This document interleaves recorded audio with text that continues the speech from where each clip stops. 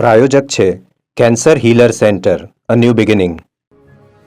સુરતના પીપલોદમાં અધેડ two wheeler વાહન ચાલક ખાડામાં ખાબક્યા છે. પાણીની પાઇપલાઇન માટે ખોદેલો ખાડો મહાનગરપાલિકાએ ખુલ્લો જ મૂકી દીધો. ઇજાગ્રસ્ત આધેડને સારવાર અર્થે ખસેડવામાં આવ્યા છે. ખોદકામ બાદ કોઈ પણ પ્રકારનું બેરિકેડિંગ ન લગાવવામાં આવ્યું. ગાંધીનગરમાં કલોલ બોરીસણા ગરનાળા પાસે 108 એમ્બ્યુલન્સ ટ્રાફિકમાં ફસાઈ. પ્રતિબંધ હોવા છતાં ભારે વાહનો પસાર થતા હોવાથી રસ્તો બ્લોક થયો છે. સ્કૂલ વાહન તેમજ મોટા વાહનના આવન જાવનના કારણે ટ્રાફિક રહેતો હોય છે. રાજકોટમાં ભર શિયાળે ચોમાસા જેવા દ્રશ્યો જોવા મળ્યા. પાણીની પાઇપલાઇન તૂટતા રસ્તો પાણી થયો.